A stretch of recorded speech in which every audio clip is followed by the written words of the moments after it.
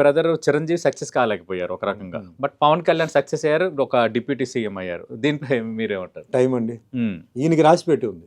Okay, right. Chiranjeevi గారు ఆయన party start చేశారు. అవును, పార్టీ స్టార్ట్ చేసి అందరూ హ్యూజ్, అప్పుడు పవన్ కళ్యాణ్ కన్నా ఎక్కువ జనాలు అటే వెళ్ళారు మొత్తం. అంటే క్యాస్ట్ ఫ్యాక్టరీ ఉండొచ్చు, ఫ్యాన్స్ ఉండొచ్చు, అందరూ వెళ్ళారు. హీ వన్ దాంట్లో, but he could not win totally. Party did not win. So తర్వాత ఆయన కాంగ్రెస్లో విలీనం అవడం, దాని తర్వాత ఆయన he became a central minister. అవును. సో యాజ్ ఆఫ్ నౌ ఏంటంటే అంతవరకు ఉంది. సో ఫ్యూచర్ ఏంటి, నెక్స్ట్ ఏంటి అనేది తెలియదు. అవును. బట్ ఈయన ఏంటంటే వన్ లీప్ అనమాట, డైరెక్ట్ లీప్. డిప్యూటీ సీఎంగా ఆయన్ని నామినేట్ చేయడం అది టైం అండి. అడవిలో ఉన్న మనిషిని కూడా తీసుకొచ్చి రాజా చేస్తున్నారు. అది నా నమ్మకం. ఓకే. పవన్ కళ్యాణ్ సనాతన బోర్డు పెట్టాలని ఫైట్ చేస్తున్నారు. దానిపై మీ కామెంట్ ఏంటి? లేదు, నేను బేసిక్లో అండి, నేను పుట్టింది పెరిగింది చెన్నైలో అండి. I'm Hindu family. Okay. So Hindu అంటే నాకు చాలా ఇష్టం, నేను చాలా రెస్పెక్ట్ ఇస్తాను.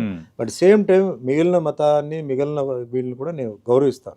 ఎందుకంటే చెన్నైలో నేను, అందరికీ తెలుసు, ఆ కాలనీలో మేము పుట్టి పెరిగిన వాడిని. నా పక్క ఇల్లు ముస్లిమ్స్ అండి.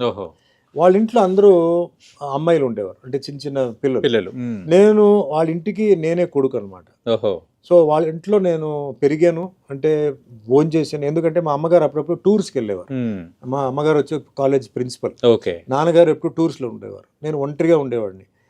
అప్పుడు వాళ్ళు వచ్చి మేము చూసుకుంటామండి, ఎందుకు మీరు భయపడతారని చెప్పేసి వాళ్ళ ఇంట్లో నేను పెరిగాను. సో నాకు ఆ ముస్లిం కనెక్షన్, వాళ్ళ ప్రేయర్స్ కానీ, వాళ్ళ ఇవన్నీ చిన్న వయసు నుంచే నాకు ఇది. నేను చదివిన స్కూల్ వచ్చి టోటల్గా క్రిస్టియన్ స్కూల్, చర్చ్ పార్క్ అని చెప్పేసి క్రిస్టియన్ చెన్నైలో. సో నాకు చిన్నప్పుడే నాకేంటంటే క్రిస్టియానిటీ అండ్ ఇస్లాం రెండు నాకు వచ్చింది. నాకు ఎక్కువ ఫ్రెండ్స్ పార్సీ వాళ్ళండి, పార్సీ కమ్యూనిటీ ఎక్కువ మంది ఉండేవారు. సో నాకు చిన్న వయసులో ఏంటంటే నాకు ఆ సెక్యులర్ ఫీలింగ్, నాకు అదంతా ఉండేది. బట్ అది okay. But as a Hindu నేను ఐ లవ్ హిందూయిజం, బికాజ్ హిందూయిజంలో ఎన్నో విషయాలు ఉన్నాయండి, and it's a way of life అండి. And I will protect Hinduism. But నేను ఐ రెస్పెక్ట్ అదర్ రిలీజన్స్. అంటే Suman Talwar is secular. 200% secular. That is what I said. Congress party is a secular party.